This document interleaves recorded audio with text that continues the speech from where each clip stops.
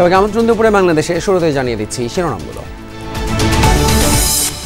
ঐকমত্য কমিশনের সাথে চলছে বিএনপির বৈঠক। সংস্কার ইস্যুতে রাজনৈতিক সমঝোতায় চ্যালেঞ্জ থাকলেও প্রভাব পড়বে না ভোটে, মন্তব্য আলী রিয়াজের। সুসংহত গণতন্ত্র এবং সংস্কার প্রক্রিয়া নিয়ে কাজ করতে আগ্রহী ইইউ। বিকেলে প্রধান উপদেষ্টার সাথে বসবেন মার্কিন উপসহকারী পররাষ্ট্রমন্ত্রী নিকোল চুলকে। প্রতারণা এবং চাঁদাবাজির মামলায় মডেল মেঘনা আলমকে গ্রেপ্তার দেখালো পুলিশ। 5 দিনের রিমান্ডে সহযোগী দেওয়ান সমীর। শিক্ষা উপদেষ্টার সাথে বৈঠকে বসেছে কারিগরি শিক্ষার্থী প্রতিনিধি দল। আলোচনার পর সিদ্ধান্ত জানাবে আন্দোলনকারীরা।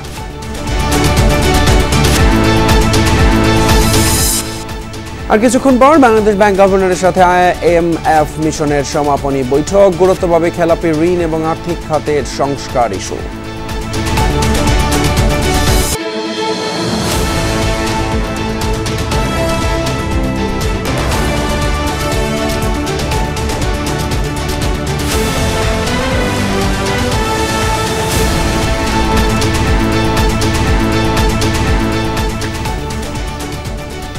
শিরোনামগুলো দেখলেন। এছাড়াও দেশ বিদেশের আরও খবর নিয়ে দুপুরে বাংলাদেশে আপনাদের সাথে আছি আমি ফয়সাল তিতুমির।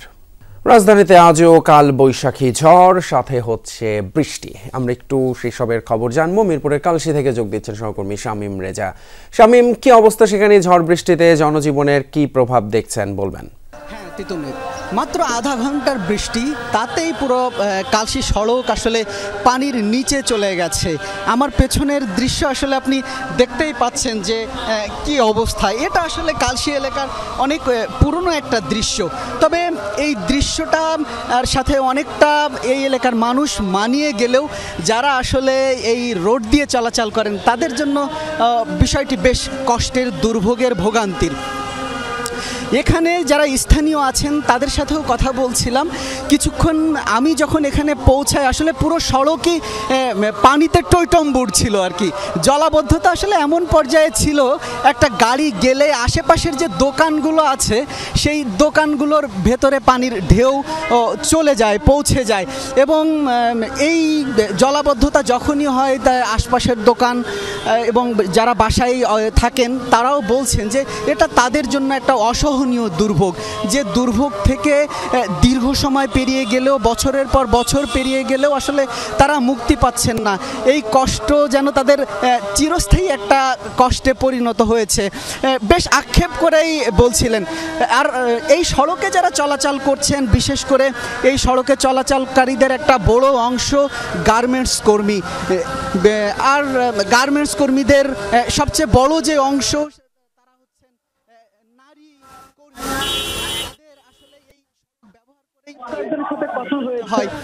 তাদের বেশ কয়েকজনের সাথে কথা হয়েছে, তারাও আসলে বলছিলেন যে তাদের জন্য এই জলাবদ্ধতাটা আসলে কতটা দুর্ভোগের, কতটা ভোগান্তির, কতটা কষ্টের।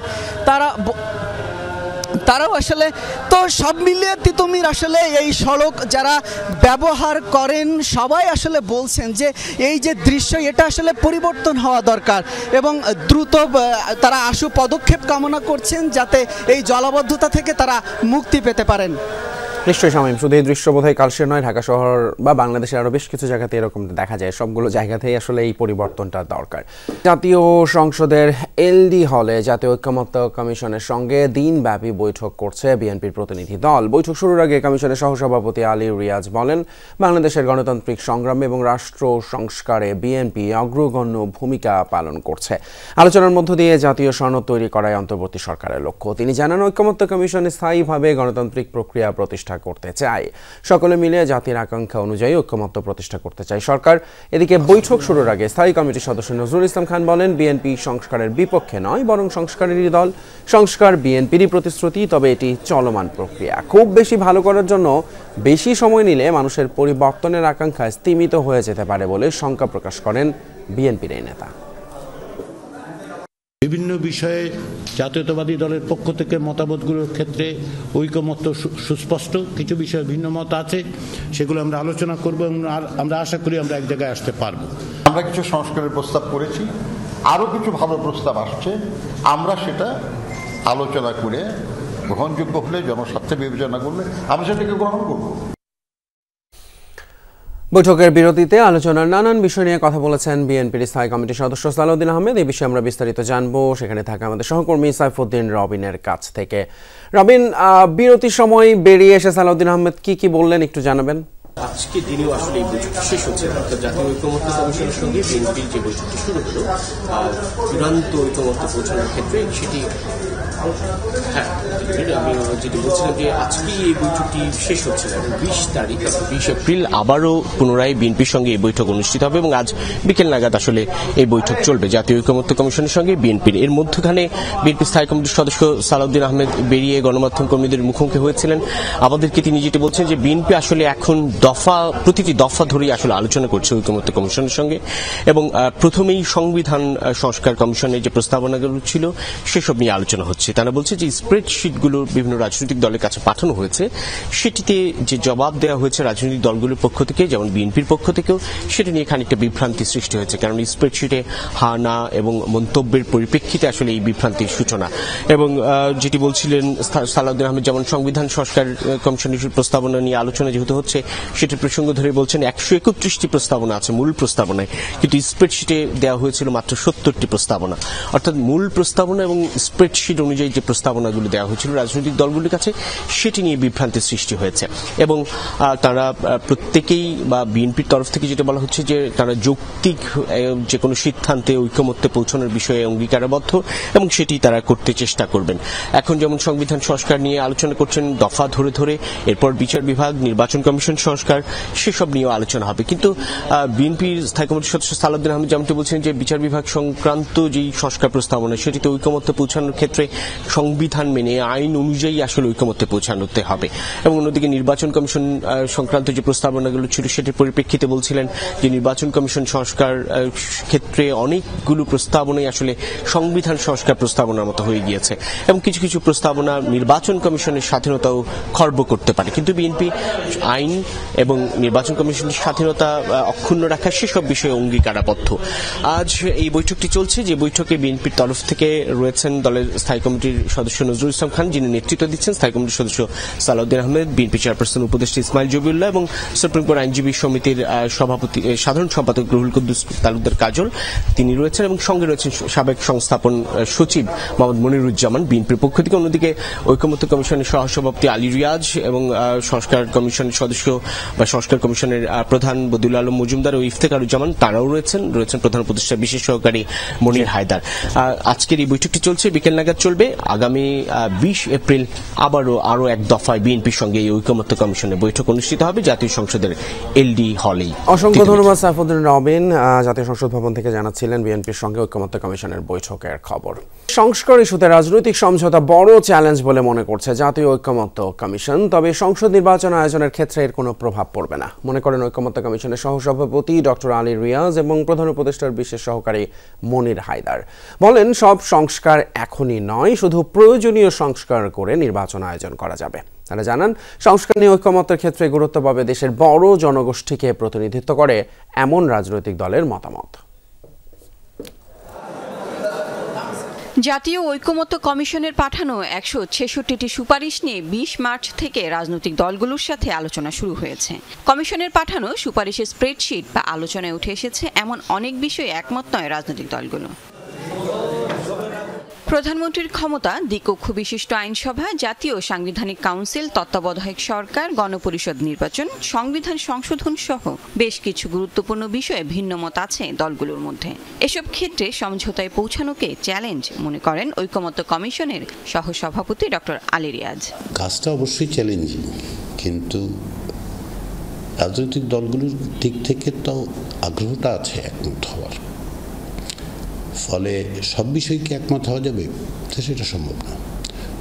বড় আকারের বিষয়গুলোতে একমত হওয়া সম্ভব, সেটাই খতিয়ে দেখা হচ্ছে, সেটাই আমরা পর্যালোচনা করছি। তাহলে কোন প্রক্রিয়ায় সমঝোতা বা ঐকমত্যে পৌঁছবে দলগুলো, প্রশ্ন ছিল কমিশনের কাছে। সংখ্যার হিসাবে দেখা যাচ্ছে যে অংশগ্রহণকারীদের মধ্যে আপনি 90% দলের মতামতের ভিত্তিতে কিছু একটা করতে গেলেন, কিন্তু মেজর পার্টি যারা বেশি সংখ্যক মানুষকে প্রতিনিধিত্ব করে আপনি তাদেরকে ইগনোর করলেন, তাহলে কি সংস্কার হবে, বাস্তবায়ন করা সম্ভব হবে? তাদের যে উদ্বেগ আশঙ্কার জায়গাগুলো, সেগুলো যদি ভবিষ্যতে কিভাবে অন্যান্য প্রাতিষ্ঠানিক ব্যবস্থার মধ্য দিয়ে সেগুলি মোকাবেলা করা যায়, সেগুলি যদি তাদেরকে আশ্বস্ত করা যায়, তারা হয়তো অবস্থান পরিবর্তন করতেও পারেন। নির্ধারিত সময়ের মধ্যেই ঐকমত্যে পৌঁছানো যাবে মনে করে ঐকমত্য কমিশন। সব সংস্কার প্রস্তাব বাস্তবায়নের প্রক্রিয়া দীর্ঘ সময়ের ব্যাপার, তাই নির্বাচনের আগে প্রয়োজনীয় সংস্কারে গুরুত্ব দিচ্ছে কমিশন। কিছু বিষয়ে দীর্ঘমেয়াদে করতে হবে, কিছু বিষয়ে আশু করতে হবে। তো সেই জায়গায় মানে যেটা আশু করে সেটা আশু করা হবে, তার সাথে নির্বাচনের কোনো বিরোধ নেই। যেটা দীর্ঘমেয়াদের প্রয়োজন সেটার জন্য দীর্ঘমেয়াদের সময় লাগবে, সেটার জন্য নির্বাচন তো বসে থাকার কোনো কারণ দেখতে পাচ্ছি না আমরা।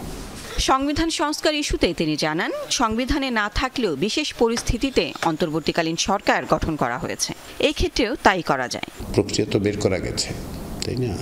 সেটা আবার এই সংবিধানের মধ্যেই আছে, 106 যেটাকে আমরা বলছি 106 অনুচ্ছেদের মাধ্যমে। তো তাহলে আদালতের সাথে এটা আলোচনা করা যায়, কিন্তু তার চেয়ে বড় জিনিস সেটা রাজনৈতিক দলগুলো কিভাবে বিবেচনা করে। ডিসেম্বরের মধ্যে নির্বাচন ও সংস্কার শেষ করা নিয়ে ভুল বোঝাবুঝি হয়েছে বলে জানিয়েছে ঐকমত্য কমিশন। তারা জানান, মূলত ডিসেম্বর থেকে জুনের মধ্যে নির্বাচন মাথায় নিয়ে কাজ করার তাগিদ দিয়েছেন প্রধান উপদেষ্টা। লাভলি বিথি, যমুনা নিউজ, ঢাকা। বাংলাদেশের গণতান্ত্রিক ব্যবস্থা সুসংহত এবং সংস্কার প্রক্রিয়া নিয়ে কাজ করতে আগ্রহী ইউরোপিয়ান ইউনিয়ন। পররাষ্ট্র মন্ত্রণালয়ে ইইউ উইং এর মহাপরিচালক মোহাম্মদ আবুল হাসান মৃধার সাথে বৈঠকের পর এমনটাই জানিয়েছেন ঢাকা ইউরোপীয় ইউনিয়নের রাষ্ট্রদূত মাইকেল মিলার। এ সময় তিনি বলেন, প্রধান উপদেষ্টার সফর নিশ্চিতেও কাজ করছে 27 দেশের এই জোট। We are exploring how to broaden and deepen EU-Bangladesh relations. So we're talking about how we can support the reform process, what is required to support Bangladesh's political transition, leading to democratic elections, and when we can foresee a possible visit by the Chief Advisor to the European Union, because what we are interested in is illustrating how strong our relationship is and how much of a reliable and dependable partner the European Union is for your country. Dhaka সফর করছেন মার্কিন যুক্তরাষ্ট্রের দক্ষিণ এবং মধ্য Asia বিষয়ক উপসহকারী পররাষ্ট্রমন্ত্রী নিকোল চুলিক।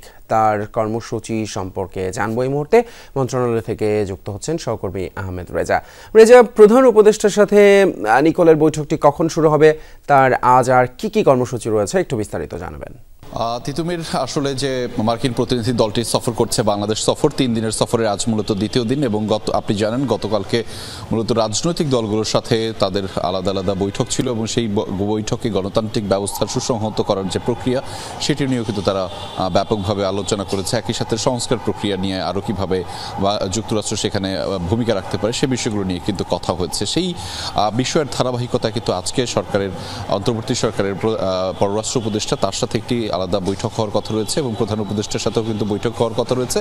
একই সাথে নিরাপত্তা উপদেষ্টার সাথেও বৈঠক হওয়ার কথা রয়েছে। তবে মার্কিন প্রতিনিধি দলের যে বৈঠকটি সেটি মূলত দুপুর 2টায় পররাষ্ট্র মন্ত্রণালয় থেকে সেটি শুরু হবে, এবং পররাষ্ট্র মন্ত্রণালয় পররাষ্ট্র উপদেষ্টার সাথে সেই বৈঠকটি আসলে শুরু হবে, এবং 2টা থেকে 4টা এর মধ্যে পরপরই আসলে প্রধান উপদেষ্টার সাথে বৈঠক হওয়ার কথা ছিল এবং কথা রয়েছে। এবং সেখানে আপনি জানেন মূলত যে বাংলাদেশের এখন যে চলমান রাজনৈতিক সংকট চলছে, এবং সেখানে গণতান্ত্রিক নির্বাচনের প্রক্রিয়া কিভাবে সুসংহত করা যায়, সেটিকে আরও কীভাবে ত্বরান্বিত করা যায়, এবং সেখানে যুক্তরাষ্ট্র কীভাবে ভূমিকা রাখতে পারে সেটি নিয়ে তারা আলোচনা করবেন। একই সাথে এখানে কিন্তু রোহিঙ্গা বিষয়েও কিন্তু আলোচনা হবে। আপনি জানেন যে রোহিঙ্গা সংকটের বাংলাদেশ যে অস্থিরতার মধ্যে দিয়ে যাচ্ছে, সেই সংকটের সমাধানে যুক্তরাষ্ট্র কি ভূমিকা রাখতে পারে সেটিও কিন্তু আলোচনা হবে। এবং সেইখানকার সফরসঙ্গী হিসেবে রয়েছে মিয়ানমারে নিযুক্ত ভারপ্রাপ্ত মার্কিন রাষ্ট্রদূত সুসান স্টিভেনসন। তিনিও কিন্তু এসেছেন সেই সংকট বিষয়ে কতটা সহজভাবে সেটি করা যায়, অর্থাৎ সেই আলোচনার প্রেক্ষাপটে। এবং সেই আলোচনা ঠিক 2টার দিকে শুরু হবে, নিশ্চয়ই আপনার মাধ্যমে সেগুলো জানিয়ে দিব। এবং বলা হচ্ছে বাংলাদেশের রাজনৈতিক প্রেক্ষাপটে এবং বর্তমান পরিস্থিতিতে এই সফরটি বেশ গুরুত্বপূর্ণ, কেননা ডোনাল্ড ট্রাম্প প্রশাসনের পক্ষ থেকে, অর্থাৎ ডোনাল্ড ট্রাম্প এবারের প্রেসিডেন্ট হিসেবে, যুক্তরাষ্ট্রের প্রেসিডেন্ট হিসেবে আবির্ভূত হওয়ার পরপরই কিন্তু তাদের এই যে সফরটি, সেই সফরটি ঘিরে বাংলাদেশের সাথে দ্বিপাক্ষিক সম্পর্ক, বিশেষ করে যুক্তরাষ্ট্রের সাথে, সেটি আরও কীভাবে গভীর করা যায়, কীভাবে আরও বেশি ত্বরান্বিত করা যায়, সেটি নিয়ে কিন্তু মূল আলোচনায় থাকবে। সেখানে পরবর্তীতে পররাষ্ট্র উপদেষ্টা তিনি গণমাধ্যমে কথা বলে বিস্তারিত জানাবেন, সেটি আপনাদেরকে পরবর্তীতে জানিয়ে দিতে পারবো। ফয়সাল তিতুমির। অসংখ্য ধন্যবাদ আহমেদ রেজা। অমীমাংসিত বিষয় সুরাহা আর আগামীর সম্ভাবনা নিয়ে 1.5 দশক পর শুরু হয়েছে ঢাকা ইসলামাবাদ পররাষ্ট্র সচিব পর্যায়ের বৈঠক বা ফরেন অফিস কনসালটেশন FOC। সকাল 10:30টায় রাষ্ট্রীয় অতিথি ভবন পদ্মায় শুরু হওয়া এই বৈঠকে নেতৃত্ব দিচ্ছেন পররাষ্ট্র সচিব জসিম উদ্দিন এবং সফররত পাকিস্তানের পররাষ্ট্র আমনা বালুচ। বাংলাদেশ এবং পাকিস্তানের মধ্যে এটি ষষ্ঠ পররাষ্ট্র সচিব পর্যায়ের বৈঠক। সবশেষ 2010 সালে ইসলামাবাদে হয়েছিল এমন বৈঠক। ব্যবসা, বাণিজ্য, প্রতিরক্ষা, বিমান চলাচল সহ দ্বিপাক্ষিক, উপ-আঞ্চলিক এবং আঞ্চলিক বিভিন্ন ইস্যুতে কথা বলছেন নীতি নির্ধারকরা। পাশাপাশি স্বাধীনতা পূর্ব বাংলাদেশে $4.32 বিলিয়ন সম্পদ ফেরত পাওয়া, 71-এর গণহত্যার দায় স্বীকার করে ক্ষমা চাওয়ার বিষয়টিও উঠতে পারে এই বৈঠকে। পররাষ্ট্র মন্ত্রণালয় ছাড়াও প্রধান উপদেষ্টার কার্যালয়, প্রতিরক্ষা, বাণিজ্য এবং স্বরাষ্ট্র মন্ত্রণালয়ের প্রতিনিধিরা অংশ নিচ্ছেন এই বৈঠকে। পরে প্রধান উপদেষ্টা, জাতীয় নিরাপত্তা উপদেষ্টা এবং পররাষ্ট্র উপদেষ্টার সাথে সাক্ষাৎ করবেন সফররত পাকিস্তানের পররাষ্ট্র সচিব। এ বিষয়ে আরও জানাতে এই মুহূর্তে আমাদের সঙ্গে সরাসরি যুক্ত হচ্ছেন রাষ্ট্রীয় অতিথি ভবন পদ্মা থেকে সহকর্মী মাহফুজ মিশু। মিশু, বৈঠক কি এখনো চলছে? আপনি সঙ্গে কথা হচ্ছিল, প্রতি ঘন্টায় আপডেট দিচ্ছিলেন। এই মুহূর্তে কি অবস্থা? আর কোনো কর্মসূচি আছে কিনা পাকিস্তানের পররাষ্ট্র সচিবের আজকে? তিতুমির বৈঠকটি প্রায় শেষ এবং জসিমউদ্দিন আমনা বালুচের এই যে বৈঠক, এই বৈঠকটি আসলে মূলত কূটনীতিকরা দেখছেন এটাকে এক ধরনের আইস ব্রেকিং বৈঠক হিসেবে। কারণ আপনি জানেন যে 10 বছর আগে, 15 বছর আগে ইসলামাবাদে যে দ্বিপাক্ষিক বৈঠকটি হয়েছিল, যে ফরেন অফিস কনসালটেশন কূটনীতিক পর্যায়ে সর্বোচ্চ বৈঠক, সেই বৈঠকের সিদ্ধান্তগুলো কিন্তু পর্যালোচনা করার সুযোগ ঢাকা এবং ইসলামাবাদ দুটি শহর এই 15 বছর পরে পেল। ফলে এখান থেকে একটা নতুন পথে আসলে বাংলাদেশ এবং পাকিস্তানের সম্পর্কের যাত্রা শুরু করার অভিপ্রায় নিয়ে মূলত পাকিস্তানের পররাষ্ট্র সচিব ঢাকা সফর করছেন। কিন্তু যে কারণে এই 15 বছরে বাকি আলোচনাটা এগোয়নি বাংলাদেশের পক্ষ থেকে স্বভাবতই, সেই কারণটিকে অবহেলা বা অগ্রাহ্য করার কোনো সুযোগ হয়নি। ফলে বৈঠকটি প্রায় শেষ। আমরা ধারণা করছি যে নির্ধারিত সময় যে একটাই শেষ হওয়ার কথা, কিন্তু এখনো বৈঠকটি চলছে। কিন্তু এরই মধ্যে আমরা দেখছি যে সার্কভুক্ত অন্যান্য দেশের যে হাই কমিশনার বা রাষ্ট্রদূতরা, তারা এই মধ্যে আসতে শুরু করেছেন। বাংলাদেশের পররাষ্ট্র সচিব জসিমউদ্দিন সফররত পাকিস্তানের পররাষ্ট্র সচিবের সম্মানে যে মধ্যাহ্নভোজের আয়োজন করেছেন, সেখানে সার্কভুক্ত অন্য দেশের রাষ্ট্রদূতরাও, হাই কমিশনাররাও এসছেন। আমরা এরই মধ্যে শ্রীলঙ্কা, মালদ্বীপ তাদেরকে আসতে দেখেছি। ভারতের হাই কমিশনারকে এখন পর্যন্ত আমরা প্রবেশ করতে এই গেট দিয়ে দেখি নাই। যদিও বলে রাখা ভালো, রাষ্ট্রীয় অতিথি ভবন পদ্মায় 2টি প্রবেশ গেট রয়েছে। বৃষ্টির কারণে আরেকটি গেট আমরা ফলো করতেও পারছি না। বৈঠকের আলোচ্য সম্পর্কে খুব সুস্পষ্ট করে তথ্য আমাদের নাই, কিন্তু ডিজি সাউথ এশিয়া এবং সেখান থেকে আমরা যেমনটা জানতে পারছি, মূল জায়গাটি হচ্ছে পারস্পরিক সম্পর্ক, বিশেষ করে বাণিজ্যিক সম্পর্ক বৃদ্ধি, কানেক্টিভিটি বাড়ানো। আপনি জানেন যে 2013 সাল পর্যন্ত ঢাকা, ইসলামাবাদ এবং পাকিস্তানের আরও অন্তত 2টি শহরের সঙ্গে সরাসরি বিমান যোগাযোগ চালু ছিল, সেটি বন্ধ হয়েছে। ফলে সেই সম্পর্কটিকে পুনরুদ্ধার করা, বাণিজ্যিক যোগাযোগ, বিশেষ করে পাকিস্তানের লন, কাপড়, সেগুলো খুবই বিখ্যাত। সেগুলোর আমদানি রপ্তানি কিভাবে বাড়া যায়, পাটজাত পণ্য, চামড়াজাত পণ্য, সেগুলো নিয়ে আলোচনা হচ্ছে। এর পাশাপাশি ডিফেন্স কোঅপারেশন যেটি বরাবরই অব্যাহত ছিল, সেটি আরও বাড়ানো যায় কিনা সেই প্রচেষ্টা নিয়ে আলোচনা হচ্ছে। পাশাপাশি ভারতের সঙ্গে সম্পর্কের টানা, যে বাংলাদেশের যে টানাপোড়েন, সেই সুযোগটি স্বভাবতই পাকিস্তান সরকার নিতে চাইবে। ফলে বাংলাদেশের সঙ্গে একটা রাজনৈতিক সম্পর্ক বাড়ানো যায় কিনা, এবং সেই রাজনৈতিক সম্পর্ক বাড়ানোর ক্ষেত্রে 1971-এর যে মহান মুক্তিযুদ্ধ, সেই মুক্তিযুদ্ধে পাকিস্তানি বাহিনীর গণহত্যা, সেটার স্বীকৃতি, ক্ষতিপূরণ এবং আনুষ্ঠানিক ক্ষমা চাওয়া, সেই বিষয়গুলো যদি সুরাহা হওয়ার একটা রাস্তা খুলে এই বৈঠকে সেটি নিশ্চিতভাবে হবে না, তাহলে বোধ করি ঢাকা ইসলামাবাদ সম্পর্ক আগামীতে অনেক বেশি মসৃণ এবং সরল হতে পারে। সেই সব বিষয় নিয়ে প্রাথমিক আলোচনাটা অন্তত আজকের বৈঠকে শুরু হলো। ঠিক তাই, অসংখ্য ধন্যবাদ মাহফুজ মিশু। জানাচ্ছিলেন বাংলাদেশ এবং পাকিস্তান দ্বিপাক্ষিক বৈঠকের খবর। সুন্দরী মেয়েদের দিয়ে সৌদি রাষ্ট্রদূতদের প্রেমের ফাঁদে ফেলার অভিযোগে রাজধানীর ধানমন্ডি থানায় দায়ের করা প্রতারণা এবং চাঁদাবাজির মামলায় মডেল মেঘনা আলমকে গ্রেপ্তার দেখিয়েছেন আদালত। এছাড়া তার সহযোগী সমীর দেওয়ানকে 5 দিনের রিমান্ড দেওয়া হয়েছে। বৃহস্পতিবার সকালে তাদের দুজনকে আদালতে হাজির করা হয়। এরপর মামলা তদন্ত কর্মকর্তা তাকে গ্রেপ্তার দেখানোর জন্য আবেদন করলে ঢাকা মেট্রোপলিটন ম্যাজিস্ট্রেট মাসুম মিয়া তাকে সেই আবেদন মঞ্জুর করেন। শুনানি শেষে রাষ্ট্রপক্ষের আইনজীবী বলেন, বিদেশি প্রভাবশালী ব্যক্তিদের ফাঁদে ফেলতে বিভিন্ন ট্রাভেল এজেন্সি অল্প বয়সী মেয়েদের ব্যবহারে তথ্য উঠে এসেছে মেঘনার নামে, যদিও মেঘনা আলম নিজেকে আদালতে নির্দোষ দাবি করেন।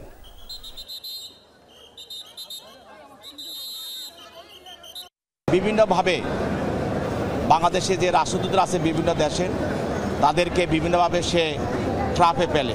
আরও অনেক লোক জড়িত আছে। এটা একটা সংঘবদ্ধ চক্র। এতে করে কিছু ব্যবসায়ী যারা বিদেশে লোক পাঠানোর নামে যারা ব্যবসা করে, বিভিন্ন ধরনের ট্রাভেল এজেন্সি, এইসব লোকদের পাওয়া গেছে। এবং এটা তারা যে উঠতি মেয়েদেরকে ব্যবহার করে, সেটারও একটা সম্পৃক্ততা পাওয়া যাচ্ছে। খাগড়াছড়িতে বিজু উৎসব শেষে ফেরার পথে অপহৃত চট্টগ্রাম বিশ্ববিদ্যালয়ের 5 শিক্ষার্থীকে উদ্ধারে অভিযান শুরু করেছে যৌথ বাহিনী। সকালে জেলা সদরের ভাইবনচড়া এবং পার্শ্ববর্তী এলাকায় যৌথভাবে অভিযান চালায় সেনাবাহিনী, পুলিশ আর বিজিবি। অপহৃত ছাত্রদের উদ্ধারের আগ পর্যন্ত এই অভিযান অব্যাহত থাকবে। এর আগে বুধবার ভোরে সদরের গিরিফুল এলাকা থেকে অস্ত্রের মুখে 5 শিক্ষার্থীকে অপহরণের অভিযোগ ওঠে। অপহৃতরা হচ্ছেন চট্টগ্রাম বিশ্ববিদ্যালয়ের চারুকলা ইনস্টিটিউটের শিক্ষার্থী অলরিন ত্রিপুরা, মৈত্রীময় চাকমা, নাট্যকলা বিভাগের দিব্যি চাকমা, আন্তর্জাতিক সম্পর্ক বিভাগের রিশন চাকমা এবং শিক্ষার্থী লংমি ম্রো। তারা সকলেই 2023-24 শিক্ষাবর্ষের শিক্ষার্থী। পাশাপাশি তাদের বহনকারী অটোরিকশা চালককেও অপহরণ করা হয়েছে। গাজীপুরের শ্রীপুরে বকেয়া বেতনের দাবিতে ঢাকা ময়মনসিংহ মহাসড়ক অবরোধ করে বিক্ষোভ করেছেন একটি পোশাক কারখানার শ্রমিকরা। এতে 2.5 ঘন্টা মহাসড়কে বন্ধ থাকে যান চলাচল। সকাল 9:30টায় জৈনাবাজার এলাকায় মহাসড়ক অবরোধ করে HDF অ্যাপারেলস লিমিটেড নামের কারখানার শ্রমিকরা। এ সময় বিক্ষোভকারীরা বলেন, কারখানা কর্তৃপক্ষ শ্রমিকদের 2 মাসের বেতন এবং হাজিরা বোনাস বকেয়া রেখেছে। এর আগে কয়েকবার পরিশোধের আশ্বাস দিলেও বিষয়টি সমাধান হয়নি। এদিকে শ্রমিকদের অবরোধের কারণে দুই পাশেই সৃষ্টি হয় দীর্ঘ যানজটের। চরম দুর্ভোগে পড়েন যাত্রী, চালক। পরে পুলিশ এবং সেনাবাহিনীর আশ্বাসে বেলা 12টার সময় অবরোধ প্রত্যাহার করে নেয় বিক্ষোভকারীরা। লালমনিরহাটের কালীগঞ্জে একটি ভুট্টা ক্ষেত থেকে হাত বাঁধা অবস্থায় এক শিশুর মরদেহ উদ্ধার করেছে পুলিশ। গত রাতে উপজেলার ভোটমারি ইউনিয়নের শৈলমারি চরের একটি ভুট্টা ক্ষেত থেকে উদ্ধার করা হয় মরদেহটি। পুলিশ জানায়, গতকাল সন্ধ্যায় স্কুল ছাত্রী জান্নাতি আক্তারকে বাসায় রেখে কিছুটা দূরে বাবার বাড়িতে যান তার মা ফাতেমা বেগম। এ সময় বাড়িতে অন্য কেউ ছিল না। কিছুক্ষণ পর ফিরে এসে বাড়িতে মেয়েকে না পেয়ে খোঁজাখুঁজি শুরু করেন ফাতেমা। পরে বাড়ির পাশের ভুট্টা খেতে জান্নাতের মরদেহ দেখতে পান তিনি। খবর পেয়ে মরদেহ উদ্ধার করে পুলিশ। এই ঘটনায় থানায় হত্যা মামলা করেছে শিশুটির বাবা ফজু মিয়া।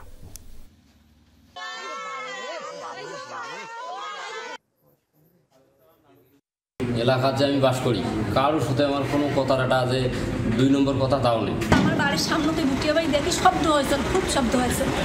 এখন যে দেখি আমার মেয়েকে এইরকম করে ফেলে দিচ্ছে, মারি ফেলে দিচ্ছে। 6 দফা দাবিতে সচিবালয়ে কারিগরি শিক্ষা বোর্ডের অতিরিক্ত সচিব রেহেনা ইয়াসমিনের সঙ্গে বৈঠক করছে সরকারি এবং বেসরকারি পলিটেকনিক ইনস্টিটিউটের শিক্ষার্থীদের 18 সদস্যের প্রতিনিধি দল। এর আগে রাতে আজকের রাজধানী সহ সারা দেশের রেলপথ অবরোধের কর্মসূচি স্থগিত করে আন্দোলনকারীরা। বুধবার সন্ধ্যায় রাজধানী তেজগাঁও 7 রাস্তা মোড়ে অবরোধের ঘোষণা দেয় কারিগরি ছাত্র আন্দোলনের প্রতিনিধি জোবায়ের পাচোয়ারি। এ সময় তিনি সারা দেশের পলিটেকনিক শিক্ষার্থীদের কর্মসূচি সফল করার আহ্বান জানান। 6 দফা দাবিতে বুধবার সকাল থেকে দেশের বিভিন্ন স্থানে সড়ক অবরোধ করে পলিটেকনিক। বাংলাদেশ ব্যাংকের গভর্নর ডক্টর আহসান এইচ মনসুরের সঙ্গে বৈঠকে বসেছে IMF মিশন, যেটা নেতৃত্ব দিচ্ছেন ক্রিস পাপা জর্জিও। বৈঠকে উপস্থিত থাকবেন ডেপুটি গভর্নরও। এবং এই বিষয়ে জানতে আমরা একটু আবারও যোগাযোগের চেষ্টা করছি সহকর্মী আলমগীর হোসেনের সঙ্গে। আলমগীর, কোন কোন বিষয় সবাই গুরুত্ব পেতে যাচ্ছে একটু বিস্তারিত জানাবেন। ফয়সাল, এর আগেও আসলে 2 দফা বাংলাদেশ ব্যাংকের গভর্নরের সাথে বৈঠক করেছেন IMF এর প্রতিনিধি দল। এই বৈঠকগুলোতে মূলত যেসব বিষয়গুলো বেশি গুরুত্ব পেয়েছে, যেমন ঋণের শর্ত হিসেবে একটি শর্ত ছিল যে ডলার খোলা বাজারে ছেড়ে দেওয়ার কথা, সেটি বাংলাদেশ ব্যাংকের পক্ষ থেকে জানানো হয়েছে যে এখন যেহেতু উচ্চ মূল্যস্ফীতি রয়েছে, এই মূল্যস্ফীতি আরও একটু কমে আসলে 8% কাছাকাছি আসলে এটি জুন নাগাদ হয়তো খোলা বাজারে ছেড়ে দেওয়া হতে পারে। এর বাইরে যে নীতি সুদ হার রয়েছে সেটিও আসলে কমানোর কথা বলেছেন IMF এর পক্ষ থেকে। সে বিষয়টিও আসলে তিনি গভর্নর এই বিষয়ে এখনই এই শর্তটি মানতে পারবেন না বলে জানিয়েছেন, কারণ এখনও যেহেতু উচ্চ মূল্যস্ফীতি রয়েছে, এই মূল্যস্ফীতি কমে আসার পরে তিনি 8% কাছাকাছি আসলে হয়তো নীতি সুদ হার কমানো হবে বলে জানিয়েছেন বাংলাদেশ ব্যাংকের গভর্নর। এর বাইরে খেলাপি ঋণ, ব্যাংকিং খাতের সংস্কার, রিজার্ভ, এইসব বিষয়গুলো নিয়েই আসলে আলোচনায় বেশি গুরুত্ব পাচ্ছে। তবে এইসব বিষয়ে আজকে যেহেতু সমাপনী বৈঠক রয়েছে, সমাপনী বৈঠক শেষে IMF এর পক্ষ থেকে সংবাদ সম্মেলন করা হবে, সেখানে বাংলাদেশ ব্যাংকের প্রতিনিধিও থাকতে পারেন। তো সেই সংবাদ সম্মেলনে হয়তো আমরা জানতে পারবো যে কোন বিষয়ে গুরুত্ব দেওয়া হয়েছে এবং নতুন করে কোনো শর্ত আরোপ করা হয়েছে কিনা এই ঋণের শর্ত হিসেবে। তবে বাংলাদেশ ব্যাংক আশাবাদী যে যতটুকু অগ্রগতি হয়েছে তার উপর ভিত্তি করে হয়তো ঋণের 4র্থ কিস্তি ছাড় করবেন আগামী জুনে। এই ব্যাপারে বাংলাদেশ ব্যাংক আশাবাদী। অসংখ্য ধন্যবাদ আলমগীর হোসেন। নিশ্চয়ই আপনার মাধ্যমে পরবর্তীতে আরও আপডেট আমরা জানাতে পারবো। সুবিধাজনক অবস্থানে থেকে উইন্ডিজের বিপক্ষে ব্যাটিং বিপর্যয়ে পড়েছে বাংলাদেশ। শেষ খবর পাওয়া পর্যন্ত তাদের স্কোর 7 উইকেটে 183 রান। টস জিতে আগে ব্যাট করতে নেমে শুরুটা অবশ্য ভালো হয়নি লাল সবুজের প্রতিনিধিদের। মাত্র 6 রানেই প্যাভিলিয়নে পথ ধরেন সুবহানা মুস্তারি। এরপর দ্বিতীয় উইকেট জুটিতে দলকে প্রাথমিক ধাক্কা সামাল দেন ফারজানা হক আর শারমিন আক্তার। এই জুটি থেকে 18 রান যোগ করে টাইগার্সরা ওপেনার ফারজানা হক 42 ও শারমিন আক্তার ফেলেন 67 রানে। এরপরই ক্যারিবিয়ান বোলারদের নিয়ন্ত্রিত বোলিংয়ে ড্রেসিং রুমে আসা যাওয়ার মিছিলে ব্যস্ত সময় পার করেন টাইগার্স ব্যাটাররা। দর্শক, এই মুহূর্তে সিলেটে আছেন সহকর্মী হাসান আল মারুফ, সরাসরি যোগ দিচ্ছেন তিনি। মারুফ, বৃষ্টির সবশেষ পরিস্থিতি কি সেখানে? কারণ জিম্বাবুয়ের দল গিয়েছে, বাংলাদেশ দল অনুশীলন করার কথা, কি অবস্থা সেখানে? বৃষ্টির জন্য কি পরিস্থিতি বলবেন? বৃষ্টির কারণে সকালে জিম্বাবুয়ের যে অনুশীলন সেখানে মাত্র 30 মিনিটের মতো তারা অনুশীলন করতে পেরেছিল। সকাল থেকেই সিলেটে প্রচুর বৃষ্টি, এরপরে 30 মিনিটের অনুশীলন শেষে আবারও প্রায় ঘন্টা খানেকের মতো বৃষ্টি হয়, যার কারণে জিম্বাবুয়ে তাদের যে নির্ধারিত সময় ছিল 10টা থেকে 1টা পর্যন্ত, সেই 1টার সময় তারা আসলে অনুশীলন করতে না পেরে পরবর্তীতে টিম বাসে আবারও তারা হোটেলে ফিরে যায়। এবং বাংলাদেশ দল কিন্তু বৃষ্টির মধ্যেই তারা মাঠে এসেছিল। তবে এখন আসলে চিত্রটা একটু ভিন্ন, রোদ উঠেছে সিলেটে এবং আমরা দেখতে পাচ্ছি মাঠকর্মীরা মাঠ প্রস্তুত করছেন যত দ্রুত সম্ভব। এবং বাংলাদেশ দল তারা কিছুক্ষণ আগে জিম করেছে, জিম সেশন শেষে এখন মাঠ প্রস্তুত হওয়া মাত্রই তারা আবারও আসলে অনুশীলনে নামবেন। ব্যাটিং, বোলিং, ফিল্ডিং অনুশীলন হয়তো আমরা দেখতে পাবো আজকে। এবং আবহাওয়ার যে পূর্বাভাস সেটি হচ্ছে আজকে 3টা থেকে আসলে আর বৃষ্টির কোনো সম্ভাবনা নেই। সেই জায়গা থেকে বলাই যায় জিম্বাবুয়ের জন্য জিম্বাবুয়ে দল কিছুটা দুর্ভাগা হলেও বাংলাদেশ দল হয়তো আজকে অনুশীলন করতে পারবে। অসংখ্য ধন্যবাদ হাসান আল মারুফ, সিলেট থেকে জানাচ্ছিলেন। বাংলাদেশ এবং জিম্বাবুয়ে সিরিজ সামনে রেখে দু দলের অনুশীলনের খবর এবারে নজর দেব। ফুটবলে উয়েফা চ্যাম্পিয়ন্স লিগের সেমিফাইনাল নিশ্চিত করেছে আর্সেনাল। কোয়ার্টার ফাইনালে ফিরতি লেগের খেলায় ইউরোপের সফলতম ক্লাব রিয়াল মাদ্রিদকে 2-1 গোলে হারিয়েছে তারা। 2 লেগ মিলিয়ে 5-1 গোলে এগিয়ে থেকে শেষ 4 নিশ্চিত করে ইংলিশ ক্লাবটি। চ্যাম্পিয়ন্স লিগের ফিরতি পর্বের আরেক কোয়ার্টারে বায়ার্ন মিউনিখের সাথে 2-2 গোলে ড্র করেছে ইন্টার। তবে 2 লেগ মিলিয়ে 4-3 গোলের অগ্রগামিতায় সেমিফাইনালের টিকিট নিশ্চিত করেছে ইতালিয়ান ক্লাবটি। চ্যাম্পিয়ন্স লিগের কোয়ার্টার ফাইনালে ফিরতি পর্বের খেলায় ঘরের মাঠ সান্তিয়াগো বার্নাব্যুতে আর্সেনালকে আতিথ্য জানায় রিয়াল মাদ্রিদ। মাঠের উত্তাপ ছাপিয়ে প্রথম লেগের 3-0 গোলের হারের ক্ষত বুকে নিয়েই লড়াইয়ে নামে লস ব্ল্যাঙ্কসরা। চেনা আঙিনায় আরও একটি কাব্য লেখার অপেক্ষায় বিভোর আঞ্চেলতি শিষ্যরা। খাদের কিনারায় দাঁড়িয়ে আরও একবার ইতিহাস লেখার প্রত্যয় তখন গোটা দলের। তবে লা লিগার প্রতিচ্ছবি যেন ফুটে উঠল চ্যাম্পিয়ন্স লিগেও। সেমির পথ নিশ্চিত করতে হলে এক প্রকার ইতিহাস রচনাই করতে হতো তাদের। সেমির পথ নিশ্চিত করতে হলে অন্তত 4 গোলের ব্যবধানে জয় দরকার ছিল রিয়ালের। ইউরোপের সবচেয়ে সফলতম দলটি এর আগেও পাড়ি দিয়েছিল এমন দুর্গম পথ। এবারও তেমনই আশা বুকে বেঁধেছিল বর্তমান চ্যাম্পিয়নরা। তবে ভাগ্যদেবী এবার যেন ভিন্ন কিছুই আগে থেকে লিখে রেখেছিলেন। ঘুরে দাঁড়ানোর মিশনে নামলেও ভাগ্য আর সহায় হয়নি রিয়াল মাদ্রিদের। প্রথমার্ধ গোলশূন্যর পর দ্বিতীয়ার্ধে আক্রমণে ধার বাড়ায় আর্সেনাল। খেলার 65 মিনিটে মিকেল মেরিনোর অ্যাসিস্ট থেকে গানারদের 1-0 গোলে এগিয়ে নেন বুকায়ো সাকা। 2 মিনিট পর ভিনিসিয়াস জুনিয়র দলকে সমতায় ফেরালেও রংহীন খেলা থেকে বের হতে পারেনি গ্যালাক্টিকোরা। শেষ মুহূর্তে গ্যাব্রিয়েল মার্টিনেলির গোলে ঘরের মাঠে 2-1 গোলের হারের লজ্জা নিয়ে মাঠ ছাড়তে হয় রিয়াল মাদ্রিদকে। ফাইনালে ওঠার লড়াইয়ে ফরাসি ক্লাব পিএসজির প্রতিদ্বন্দ্বিতা করবে আর্সেনাল। চ্যাম্পিয়ন্স লিগের আরেক কোয়ার্টারে ইন্টার মিলানের সাথে 2-2 গোলে ড্র করে সেমির আশা শেষ হয় বায়ার্ন মিউনিখের। মিলানোতে আক্রমণ পাল্টা আক্রমণের খেলায় প্রথমার্ধে সুযোগ তৈরি করেও গোলের দেখা পায়নি কোনো দল। ফলে গোলশূন্য রেখে বিরতিতে যায় 2 দল। দ্বিতীয়ার্ধের শুরুতেই হ্যারি কেইনের গোলে 1-0 গোলে লিড পায় বায়ার্ন। প্রতিপক্ষের সাথে ব্যবধান কমিয়ে শেষ 4-এ স্বপ্ন দেখছিল তারা। তবে 58 ও 61 এই 3 মিনিটের ব্যবধানে লাউতারো মার্টিনেজ ও পাভার্ডের গোলে ভালো অবস্থানে চলে যায় ইন্টার মিলান। 76 মিনিটে সফরকারীদের ফিকে হয়ে যাওয়ার স্বপ্নে আশা সঞ্চার করেন এরিক ডায়ার। 2-2 গোলে লিড এনে দিয়ে পাল্টা চ্যালেঞ্জ জানান স্বাগতিকদের। তবে শেষ মুহূর্ত পর্যন্ত চেষ্টা করেও গোলের সংখ্যা বাড়াতে পারেনি তারা। 2 লেগ মিলিয়ে 4-3 গোলের জয় নিয়ে মাঠ ছাড়ে ইন্টার মিলান। শেষ 4-এর লড়াইয়ে ইটালিয়ান ক্লাবটির প্রতিপক্ষ Spanish giant club Barcelona. Nasif Shuvo, Jamuna sports. এদিকে ভিএআরে পেনাল্টি বাতিল না হলে ম্যাচের ভাগ্য অন্যরকম হতে পারত বলে দাবি করেছেন Real Madrid coach Carlo Ancelotti. গুরুত্বপূর্ণ সময়ে এমন সুযোগ হাতছাড়া হওয়ায় ম্যাচের দৃশ্যপট পাল্টেছে বলে মত রিয়াল মাদ্রিদের কোচের। চ্যাম্পিয়ন্স লিগ থেকে ছিটকে পড়াকে হতাশাজনক বলছেন তিনি। তবে পেছনে না তাকিয়ে সামনে এগিয়ে যাওয়ার তাগিদ রিয়াল বসের। লা লিগা তো বটেই, ইউরোপের ক্লাব ফুটবলে নিজের রেকর্ডে সেরা হয়ে আছে রিয়াল মাদ্রিদ। 36 বার ঘরোয়া লিগে চ্যাম্পিয়নের স্বাদ নেওয়ার পাশাপাশি চ্যাম্পিয়ন্স লিগে তাদের পারফরমেন্স ঈর্ষণীয়। ইউরোপের ক্লাব শ্রেষ্ঠত্বের এই আসরে 16 বার শিরোপা উঁচিয়ে ধরেছে লস ব্ল্যাঙ্কসরা। এবারও 17 শিরোপা ঘরে তোলার জন্য রেসে ভালোভাবেই ছিল আনচেলত্তি শিষ্যরা। চলতি আসরে কোয়ার্টার ফাইনালে এসে হোঁচট খায় রিয়াল মাদ্রিদ। প্রথম লেগে আর্সেনালের মাঠে 3-0 গোলে বিধ্বস্ত হওয়ার পর এবার ঘরের মাটিতে 2-1 ব্যবধানের হারের লজ্জা পেয়েছে লা লিগায় সর্বোচ্চ চ্যাম্পিয়নের খেতাব পাওয়ার দলটি। তবে 23 মিনিটে এমবাপ্পেকে বক্সে ফাউলের পর পেনাল্টির বাঁশি বাজিয়েও পরে VAR-এ তা বাতিল করেন রেফারি। এই পেনাল্টি বাতিল না হলে ম্যাচের চিত্র ভিন্ন রকম হতে পারত বলে মত রিয়াল মাদ্রিদ কোচের। কোয়ার্টারের 2 লেগেই আর্সেনাল আমাদের চেয়ে ভালো খেলেছে। সেমিফাইনালে যাওয়া তাদের প্রাপ্য ছিল। পরিস্থিতি বদলানোর জন্য ইতিবাচক কিছু মুহূর্তের প্রয়োজন ছিল আমাদের। তবে পেনাল্টির বাঁশি বাজিয়েও শেষ পর্যন্ত তা বাতিল করা হয়। অমন গুরুত্বপূর্ণ সময়ে পেনাল্টি পেলে ম্যাচের চিত্র ভিন্ন রকম হতে পারত। চ্যাম্পিয়ন্স লিগের মতো মঞ্চে নিজেদের নিবেদন যথেষ্ট ছিল না বলে দাবি রিয়াল বসের। শেষ 4 নিশ্চিত করতে আমরা চেষ্টা করেছি, তবে দারুণভাবে রক্ষণ সামলেছে আর্সেনাল। আমরা জায়গা বের করে খেলতে পারিনি। খেলায় আমাদের মধ্যে যে নিবেদন ছিল তা যথেষ্ট হয়নি। ইউরোপের ক্লাব ফুটবল শ্রেষ্ঠত্বের মঞ্চে নিজেদের অনন্য মাত্রায় প্রতিষ্ঠা করেছে রিয়াল মাদ্রিদ, যেখানে শিরোপা ছাড়া ভিন্ন কিছু ভাবার সুযোগ নেই দলটির। তবে এমন হোঁচটে দমে না গিয়ে আরো ভালো হয়ে ওঠার চ্যালেঞ্জ নিতে তাগিদ দেন আনচেলত্তি। চ্যাম্পিয়ন্স লিগ থেকে ছিটকে পড়া নিঃসন্দেহে হতাশাজনক, তবে এটিও খেলার বাইরের কোনো অংশ নয়। বিভিন্ন সময় ফুটবলের আনন্দময় অংশের সাক্ষী ছিলাম আমরা। এখনকার সময়টা অন্যরকম। এই পরিস্থিতিও সামলাতে হবে আমাদের, যাতে পরবর্তীতে আরো ভালো হয়ে ফিরতে পারি আমরা। চ্যাম্পিয়ন্স লিগে রিয়ালের হতশ্রী পারফরমেন্সের পর প্রশ্ন উঠছে আনচেলত্তির ভবিষ্যৎ নিয়ে। তবে সেদিকে না তাকিয়ে আবারও হারানো মসনদ ফিরে পাওয়া তাগিদ এই কোচে। নাসিফ শুভ, যমুনা স্পোর্টস।